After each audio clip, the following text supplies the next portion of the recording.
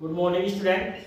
कल हम देखे थे हमने आरएच कारक और आरएच कारक के कारण किस प्रकार से जिसकी वंशानुगति होती है, किस प्रकार ये कार्य करता है, उसके बारे में हमने देखे थे। अब हम इसके बारे में बाद में जो हमारा अगला पॉइंट है आज वो देखते हैं हम रक्त स्कंदन। अगला जो पॉइंट हमारा वो है रक्त स्कंदन। रक्त स्कंदन, स्कंदन का मतलब होता है रक्त का थक्का बनना। स्कंदन का मतलब क्या होता है? रक्त का थक्का बनना। तो ये क्या है? एक प्राकृतिक और सुरक्षात्मक प्रणाली है। ये हमारे शरीर की, हमारे शरीर की प्राकृतिक एवं सुरक्षात्मक प्रणाली है। क्या ये हमारे शरीर की प्राकृतिक एवं सुरक्षात्मक प्रणाली है। उसके बाद में देखते हैं जो क्या करती है। ये जो प्रणाली है वो कैसी है? प्राकृतिक और सुरक्षात्मक प्रणाली है जो क्या कार्य करती है? रक्त की क्षति है हानि, जो रक्त की क्षति को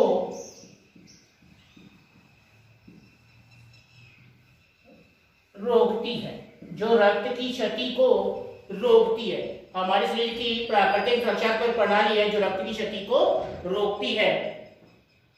फिर आगे देखो, अगले एंड में क्या है कि ये एक जटिल प्रक्रिया है जिसमें 13 स्कंदन कारक भाग लेते हैं। यह एक जटिल प्रक्रिया है जिसमें 13 स्कंदन कारक भाग लेते हैं। यह है एक जटिल प्रक्रिया है। यह एक जटिल प्रक्रिया है जिसमें 13 स्कंदन कारक भाग लेते हैं। 13 स्कंदन कारक हैं वो इसमें क्या करते हैं? भाग लेते हैं। ये जटिल प्रक्रिया है, इसमें 13 स्कंदन कारक भाग लेते हैं। अब यहाँ पर देखना कि जो कारक स्कंदन की प्रक्रिया में सहायक है वो तो कराते हैं स्कंदन कारक, और जो कारक स्कंदन की प्रक्रिया में सहायक नहीं है, स्कंदन को रोकते हैं, वो कारक क्या कहलाते हैं? प्रतिस्कंदन कारक कहलाते हैं। तो आगे वाली लाइन में लिखेंगे जो कारक स्कंदन की प्रक्रिया में सहायक होते हैं, जो कारक स्कंदन की प्रक्रिया में सहायक होते हैं उन्हें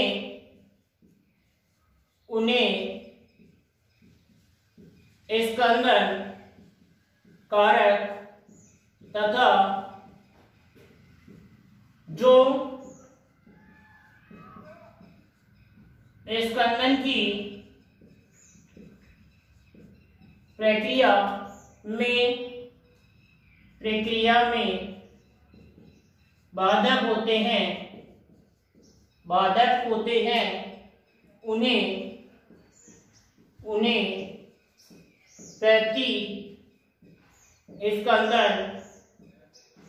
प्रतिस्कंदन या प्रतिस्कंदन कारक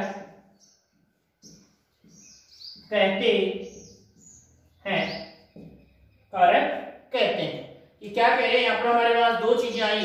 एक तो क्या है? स्कंदन कारक। एक तो क्या है? स्कंदन कारक। और ये क्या है?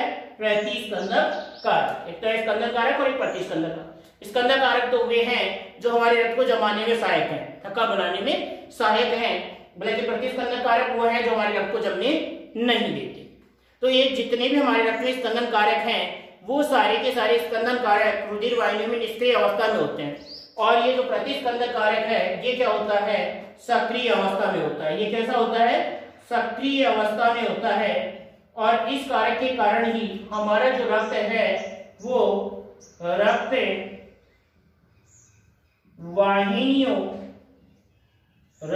वाहिनियों में जमता नहीं है। हमारा जो रक्त है रक्त वाहिनी में जमता नहीं है, किसके कारण? प्रतिस्कंदक कारक के कारण। और हमारी जो रक्त है उसमें पाए जाने वाला प्रतिस्कंदक कारक है वो कौन होता है? हीपेरिन। कौन होता है? हीपेरिन एक प्रतिस्कंदक कारक है जो हमारे शरीर में या रुधिर वाहिनियों में रक्त को जमने से रोकता है। कौन सा कारक है? हीपेरिन कारक है जो हमारे शरीर में रक्त वाहिनियों में जो रक्त है उसको जमने से क्या करता है? रोकने का कार्य करता है। कौन? हीपेरिन। अब उसके बाद में हम आगे देखते हैं कि जो हमारी रक्त स्कंदन की जो प्रक्रिया है वो किस प्रकार से होती है। तो वो है हमारे रक्त स्कंदन की जो प्रक्रिया उसको सामान्यतः पढ़ते हैं कितने चरणों में? 3 चरणों में। कितने चरणों में? 3 चरणों में। इसका जो पहला चरण है उसमें क्या होते हैं कि जो विभिन्न स्कंदन कारक हैं जो मैंने अभी कहा निष्क्रिय अवस्था में होते हैं उन कारकों को सक्रिय किया जाता है और ये जो कारक सक्रिय होता है उसको क्या किया जाता है? एक्टिव किया जाता है पहले चरण में। फिर उसके बाद में दूसरे चरण में क्या होता है कि प्लाज्मा में पाए जाने वाले जो विभिन्न प्रकार के प्रोटीन हैं जो घुलनशील अवस्था में होती हैं उन प्रोटीनों को अघुलनशील और रेशेदार बनाया जाता है। और तीसरा जो अगला जो चौथा चरण है उसमें प्लाज्मा में पाई जाने वाली अन्य जो प्रोटीन है उनको रेशेदार प्रोटीन और जाल बनाया जाता है। उस जाल में रक्त कणिकाएं आकर फंस जाती हैं और रक्त का स्कंदन हो जाता है, रक्त का थक्का बन जाता है। तो यहाँ तक हमने ये इसकी सामान्य जानकारी थी कि देखो अगर ये क्रिया नहीं हो हमारे शरीर में, अभी ये बताया कि ये हमारे शरीर की कैसी प्रणाली है? सुरक्षात्मक प्रणाली है। कैसी प्रणाली है? सुरक्षात्मक प्रणाली है। किस प्रकार से है? देखो अगर किसी जैसे कोई पानी की टंकी है उसमें कोई लीकेज हो जाए, क्या हो जाए? इसमें कोई लीकेज हो जाए, कहीं से टूट फूट हो जाए तो उसका पूरा पानी नहीं निकलता, तब तक वो पानी स्वतः नहीं रुकता है। रुकता है क्या? नहीं रुकता है। लेकिन हमारे शरीर में, हमारे शरीर को भी हम एक टंकी की तरह माने तो हमारे शरीर में कहीं भी कोई चोट लग जाए, लीकेज हो जाए तो कुछ समय बाद रक्त स्वतः क्या हो जाता है? रुक जाता है। तो वो हमारी सुरक्षात्मक प्रणाली है, प्राकृतिक है। हमने कुछ नहीं किया, रक्त स्वतः क्या हो गया? रुक गया। रक्त क्या हो गया? स्वतः रुक गया। इसलिए ये क्या है? सुरक्षात्मक प्रणाली है और हमें बचाती है। अगर ये रक्त का धक्का नहीं जमे, अगर ये रक्त का धक्का क्या नहीं हो? जमे नहीं तो क्या हो जाएगा? पूरा का पूरा रक्त बाहर निकल जाएगा और व्यक्ति की क्या हो जाएगी? मृत्यु हो जाएगी। और व्यक्ति की क्या हो जाएगी? मृत्यु हो जाएगी। इसलिए इसे क्या कहा गया है? हमारे शरीर की सुरक्षात्मक प्रणाली कहा गया है जो रक्त की क्षति को रोकती है, मतलब रक्त की हानि होने से रोकती है। फिर ये एक जटिल प्रक्रिया, बहुत कठिन प्रक्रिया है। इसमें कितने कारक भाग लेते हैं? 13 कारक भाग लेते हैं। कितने कारक भाग लेते हैं? 13 कारक, जिनका अलग अलग कार्य है। ये आपके लेवल में नहीं, आगे हम अध्ययन जो उच्च लेवल का अध्ययन करेंगे उसमें हम इन 13 कारकों को नाम भी देखते हैं और इन 13 कारकों की भूमिका भी देखते हैं। लेकिन आपके यहाँ पर इनकी भूमिका नहीं आती। बीएससी लेवल या एमएससी लेवल में जाकर इनकी भूमिका होती है, यहाँ पर इनकी कोई भूमिका नहीं। यहाँ पर हम ये लिखेंगे इसमें कि रक्त स्कंदन में कितने कारक भाग लेते हैं? तो 13 स्कंदन कारक भाग लेते हैं। उसके बाद में जो कारक भाग ले रहे हैं वो स्कंदन कारक होते हैं और जो कारक इस प्रक्रिया में बाधक होते हैं, जमने नहीं देते, वो प्रतिस्कंदक कारक कहलाते। ये सारे जो स्कंदक कारक हैं वो रक्त वाहिनियों में निष्क्रिय होते हैं और ये प्रतिस्कंदक कारक होता है वो सक्रिय होता है, जो हीपेरिन है, जो रक्त वाहिनियों में जमता नहीं है। रक्त वाहिनियों में जमता नहीं है या रक्त को रक्त वाहिनियों में जमने से रोकने का कार्य करता है। अब हम देखते हैं कि जो रक्त स्कंदन की प्रक्रिया जो है वो सामान्यतः कितने चरणों में पूरी होती है? 3 चरणों में पूरी होती है।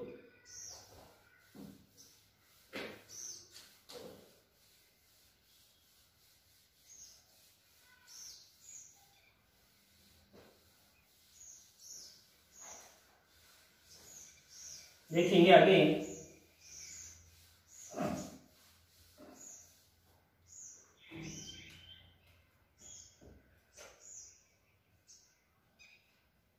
रक्त स्कंदन की प्रक्रिया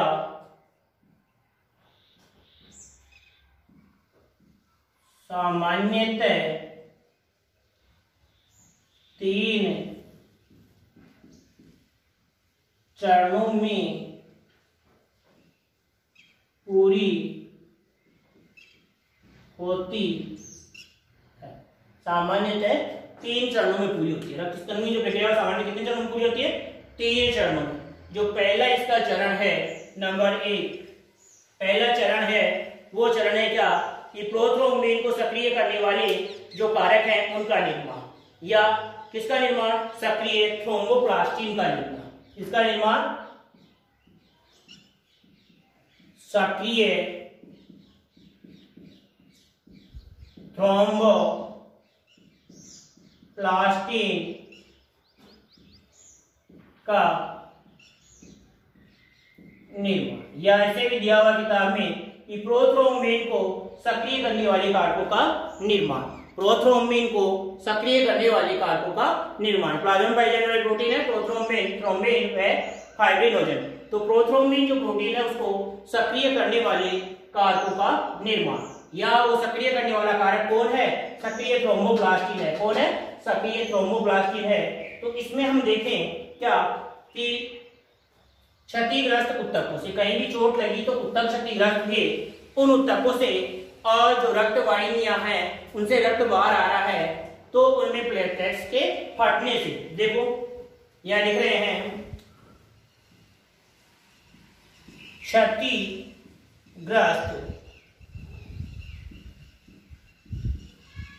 ऊतकों से, क्षतिग्रस्त ऊतकों से, और इधर लिख रहे हैं प्लेटलेट्स के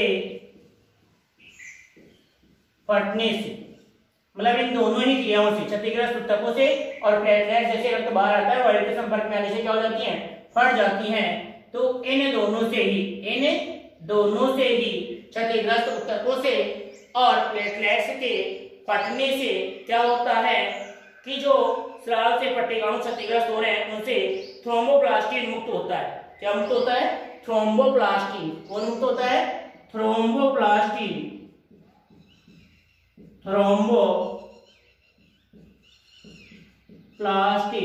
थ्रोम्बोप्लास्टिन मुक्त होता है इनसे, प्लेटलेट्स के फटने से और क्षतिग्रस्त ऊतकों से। इन दोनों से क्या उत्पन्न हो रहा है, थ्रोम्बोप्लास्टिन मुक्त होता है। और ये जो थ्रोम्बोप्लास्टिन होता है उसमें क्या क्या पाया जाता है, ग्लाइकोप्रोटीन और फास्फोलिपिड होते हैं। क्या होते हैं इससे, ग्लाइकोप्रोटीन और फास्फोलिपिड। इस थ्रोम्बोप्लास्टिन में क्या पाए गए हैं, ग्लाइकोप्रोटीन व फास्फोलिपिड। मतलब ये थ्रोम्बोप्लास्टिन उसमें क्या पाया जाता है, ग्लाइकोप्रोटीन व फास्फोलिपिड, जो 7वें व 10वें स्कंदन कारक को सक्रिय कर देता है। इसका कार्य क्या है, 7वें और 10वें स्कंदन कारकों को क्या करता है, स्कंदन कारक 7वां व 10वां स्कंदन कारक है उनको क्या करता है, सक्रिय कर देता है, तथा सक्रिय थ्रोम्बोप्लास्टिन का क्या हो जाता है, निर्माण हो जाता है। तथा क्या कार्य होता है, सक्रिय थ्रोम्बोप्लास्टिन का निर्माण हो जाता है। और ये जो सक्रिय थ्रोम्बोप्लास्टिन है, ये सक्रिय थ्रोम्बोप्लास्टिन है, वो सबसे पहले क्या करता है, देखो हमारे पास ये जो कारक हैं वो क्या कार्य कर रहे हैं, थ्रोम्बोप्लास्टिन है उसको सक्रिय कर रहे हैं, सक्रिय थ्रोम्बोप्लास्टिन। अब ये जो सक्रिय थ्रोम्बोप्लास्टिन है वो क्या कार्य कर देता है, एक तो जो हिपेरिन है, हिपेरिन उसको क्या करता है, अक्रिय करता है। हिपेरिन को क्या करता है, सबसे पहले अक्रिय कर देता है। तो ये तो हुआ पहला चरण। उसके बाद में दूसरा चरण जो है उसमें शर्त है कि पहले चरण में आप देख लेना, सक्रिय थ्रोम्बोप्लास्टिन का निर्माण क्षतिग्रस्त ऊतकों से और प्लेटलेट्स के फटने से थ्रोम्बोप्लास्टिन मुक्त होता है, जो ग्लाइकोप्रोटीन और फास्फोलिपिड है, जो 7वें और 10वें स्कंदन कारक को सक्रिय करता है और सक्रिय थ्रोम्बोप्लास्टिन का निर्माण करता है। ये जो सक्रिय थ्रोम्बोप्लास्टिन है वो जो प्रतिस्कंदन कारक हिपेरिन होता है रक्त में, उसको क्या कर देता है, निष्क्रिय करने का कार्य करता है। क्या करता है, उसको निष्क्रिय करने का कार्य करता है या कर देता है।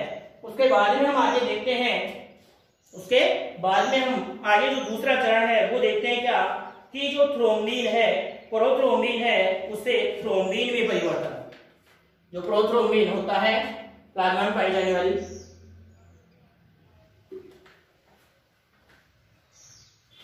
देखो प्रोथ्रोम्बिन प्लाज्मा में पाई जाने वाली निष्क्रिय प्रोटीन है।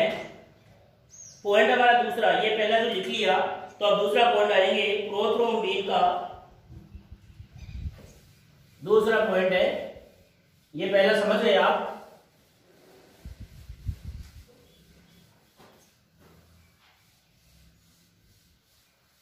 दूसरा पॉइंट डालेंगे हम क्या, प्रोथ्रोम्बिन का प्रोथ्रोम्बिन का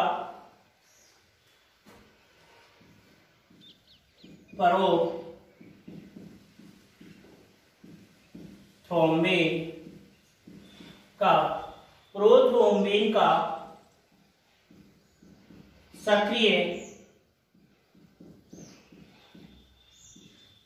थ्रोम्बिन में, प्रोथ्रोम्बिन का सक्रिय थ्रोम्बिन में परिवर्तन, प्रोथ्रोम्बिन का सक्रिय थ्रोम्बिन में परिवर्तन। तो ये प्रोथ्रोम्बिन क्या होती है, प्लाज्मा में पाई जाने वाली एक अक्रिय प्रोटीन है। क्या होती है देखेंगे क्या, प्रोथ्रोम्बिन प्लाज्मा में पाई जाने वाली निष्क्रिय प्रोटीन है। प्रोथ्रोम्बिन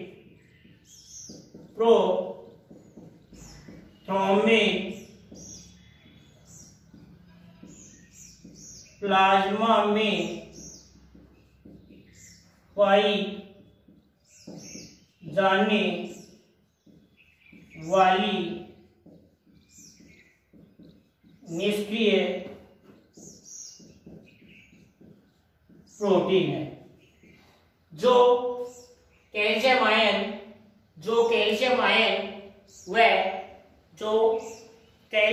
व थ्रोम्बोप्लास्टिन एंजाइम की उपस्थिति में, जो कैल्शियम आयन व थ्रोम्बोप्लास्टिन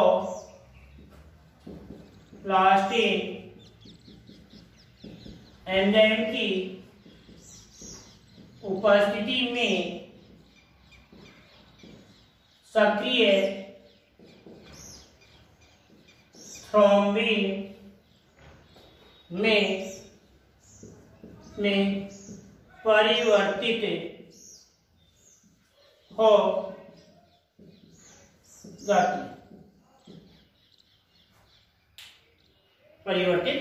हो जाती है। तो यहां पर देखना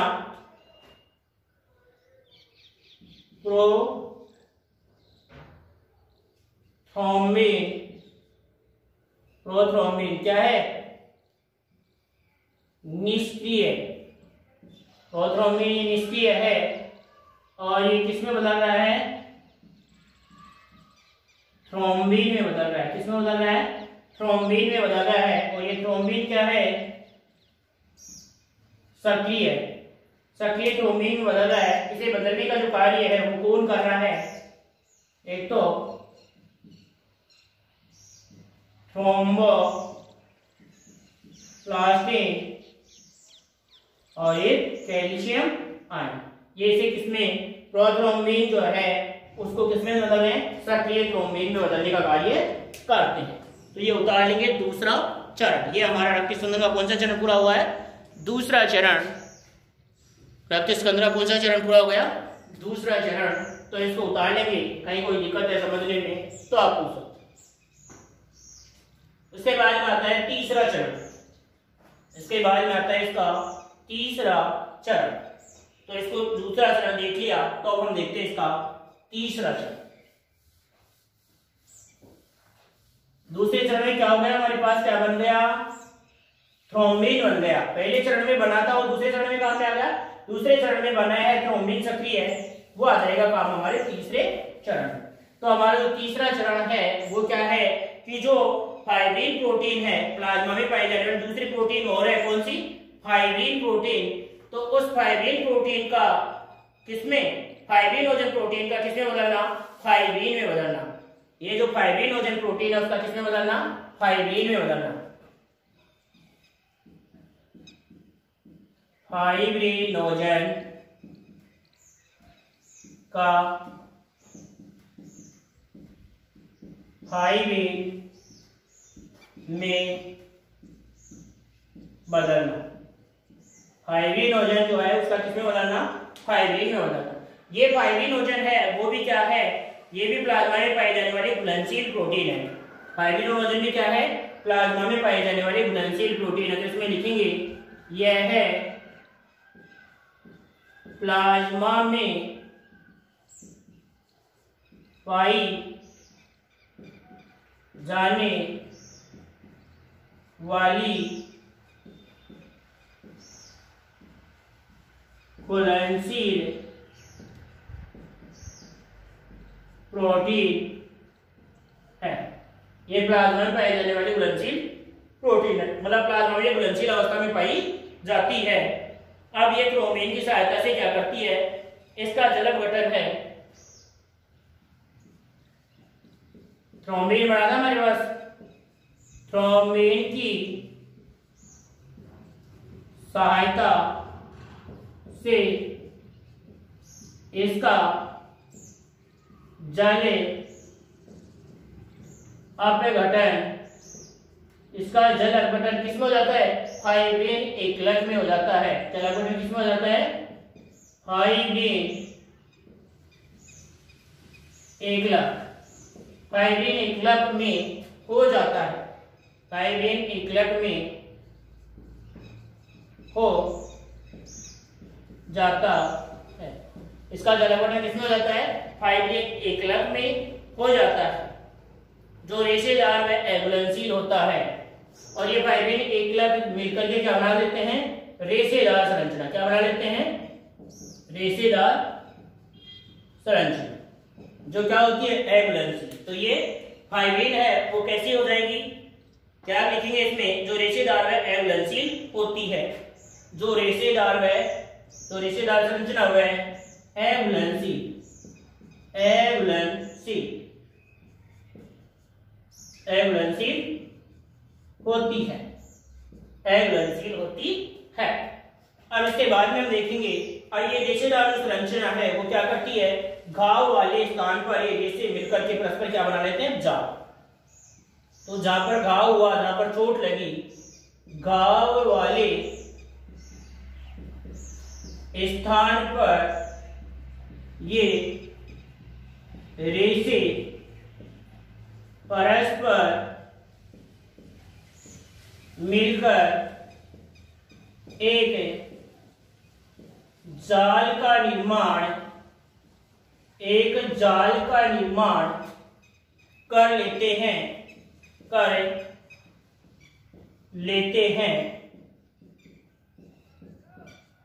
जिसमें रक्त कणिकाएं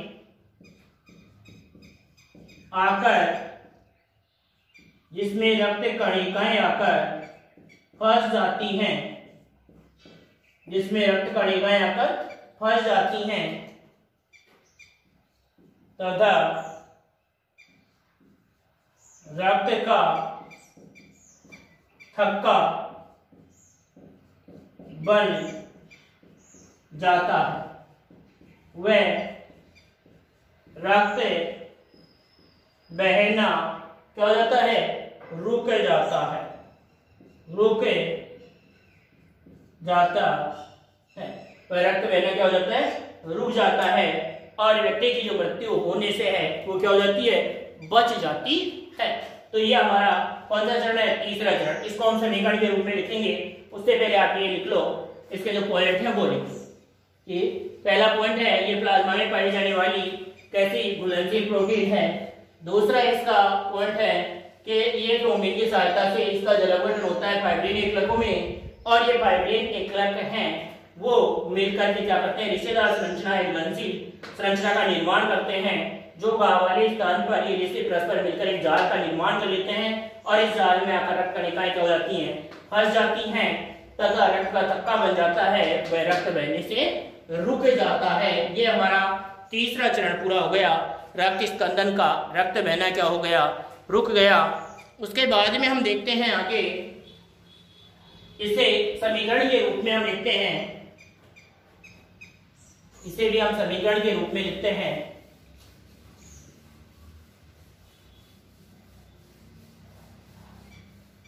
इसे हम समीकरण के रूप में देखते हैं।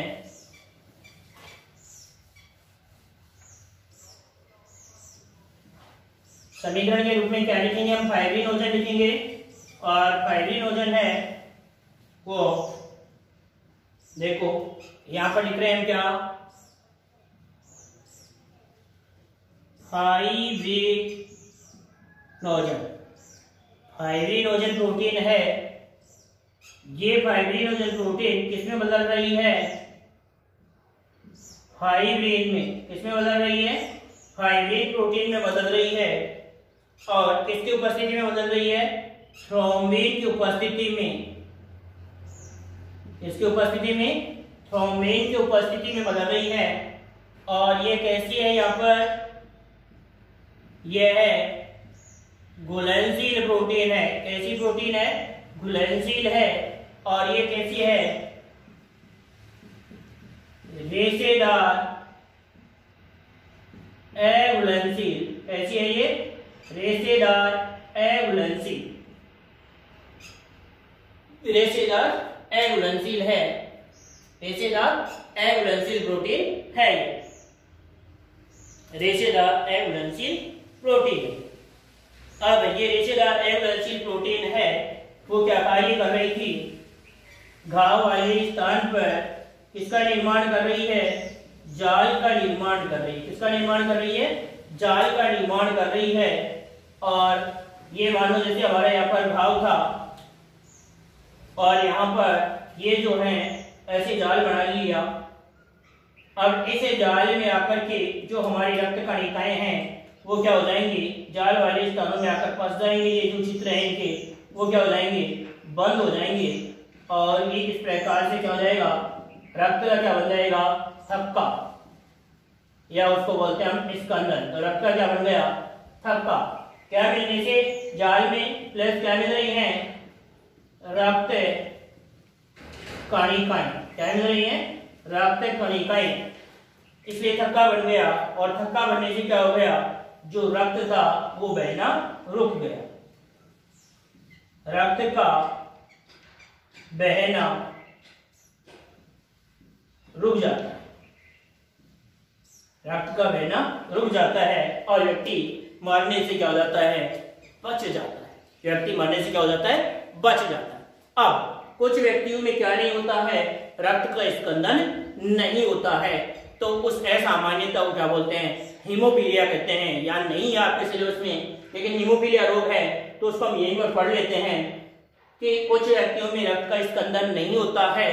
तो उस असामान्यता को या उस बीमारी को क्या बोलते हैं? हीमोफीलिया कहते हैं। उस असामान्यता या उस बीमारी को क्या नाम दिया गया है? हीमोफीलिया। देखते हैं हम। देखो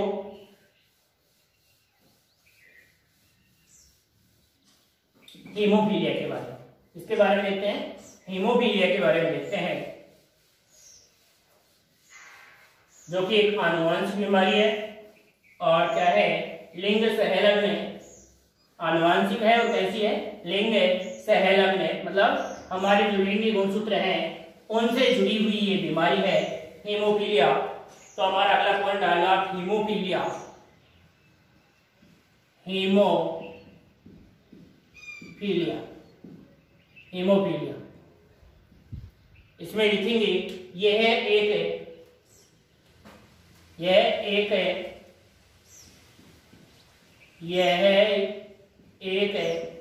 एक्स गुणसूत्र है। एक्स गुणसूत्र है। यह एक्स गुणसूत्र है।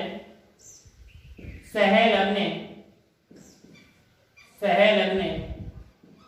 अप्रभावी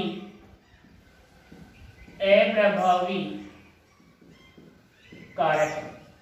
एक्स गुणसूत्र सहलग्न अप्रभावी कारक होता है। इस रोग में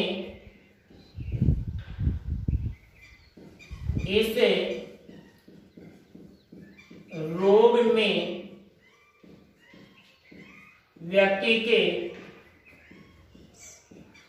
रक्त का थक्का नहीं बनता है। रक्त का क्या नहीं बनता है? थक्का नहीं बनता।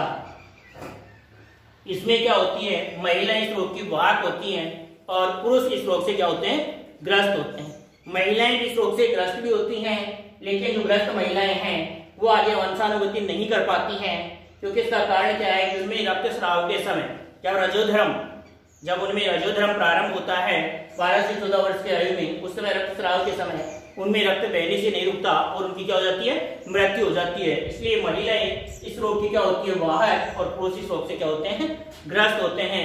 जैसे महारानी विक्टोरिया, सबसे पहले इसी में देखा गया था महारानी विक्टोरिया में, तो इसकी वंशावली का अध्ययन किया गया तो उसमें देखा गया कि इसके बहुत सारे जो वंशज थे उसमें जो पुत्र थे वो रोग से ग्रस्त पाए गए और इसकी पुत्रियां क्या पाई गई, वाहक पाई गई या रोगग्रस्त पाई गई। तो हम ऐसे हीमोफीलिया रोग की क्या देखते हैं, वंशानुगति देखते हैं। तो ये तो हो गया कि इसका जो कारक है वो एक्स गुणसूत्र से है, लेकिन अप्रभावी कारक होता है और इस रोग में व्यक्ति के रक्त का क्या नहीं बनता है, थक्का नहीं बनता है। और एक सामान्य सी चोट, एक सामान्य चोट भी क्या हो जाती है, मृत्यु का कारण बन जाती है। एक सामान्य सी चोट भी इसमें क्या हो जाती है, मृत्यु का कारण बन जाती है। एक सामान्य चोट भी इस रोग में मृत्यु का कारण बन जाती है। आगे हम देखेंगे इसमें, इस रोग में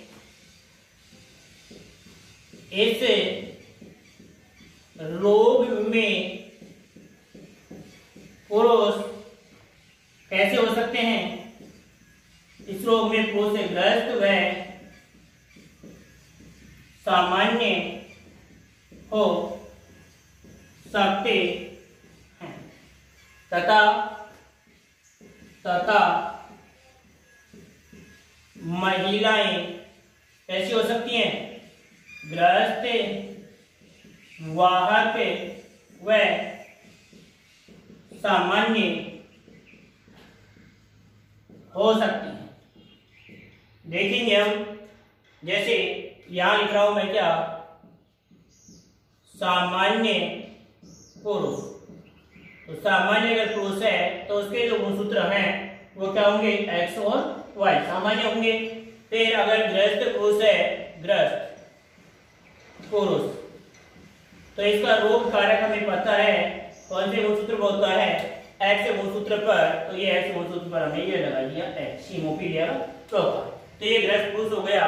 उसके बाद हम देखें क्या, सामान्य महिला। तो सामान्य महिला है तो उसके दोनों एक्स गुणसूत्र क्या होंगे, सामान्य। फिर हम देखें वाहक, क्या देखें, वाहक महिला। तो वाहक महिला में क्या होगा, इसका अप्रभावी, इसलिए एक एक्स गुणसूत्र पर इसका कारक होगा और एक एक्स गुणसूत्र क्या होगा, सामान्य। फिर अगर हम ग्रस्त महिला देखें, क्या देखें, ग्रस्त महिला देखें, तो मैंने ये कहा कि ये ग्रस्त महिला होती है वो जीवित नहीं होती, आगे वंशानुगति नहीं करती। इसका कारण क्या है कि इसमें रजोधर्म के समय रक्तस्राव रुकता नहीं है, उसकी मृत्यु अवश्य हो जाती है। तो ये ऐसी स्थिति होती है ग्रस्त महिला में। अगर पूछते ग्रस्त महिला कैसी होती है, तो इस प्रकार से होती है, जो आगे वंशावली में पहुंचाने में सहायक नहीं है। ये वाहक है वो आगे पहुंचाने में क्या होती है, सहायक होती है। तो इसके कारण देख लिया हमने। उसके बाद में हम जो देखेंगे वो इसकी वंशानुगति देखेंगे कुछ प्रश्नों के माध्यम से कि हीमोफीलिया रोग की जो वंशानुगति है ये एक आनुवांशिक रोग है। कैसा रोग है, आनुवांशिक रोग है। तो इस रोग की वंशानुगति है वो किस प्रकार से होती है और यह रोग जो है वो एक पीढ़ी से दूसरी पीढ़ी में किस प्रकार से पहुंचता है वो देखेंगे हम हमारा जो अगला पार्ट होगा उसमें। तो आज हमने क्या देखा, रक्त स्कंदन की प्रक्रिया देखी। क्या देखी, रक्त स्कंदन की प्रक्रिया देखी किस प्रकार से होती है। और ये रक्त स्कंदन से संबंधित एक रोग था हीमोफीलिया रोग। जिस व्यक्ति में रक्त स्कंदन नहीं होता उसमें हीमोफीलिया रोग होता है। तो उसके बारे में देखा, उसके कारक देखे और इसकी वंशानुगति कैसे होती है वो एक प्रश्न के माध्यम से हम देखेंगे अगले पार्ट में। तो आज इतना ही। जय हिंद, जय भारत।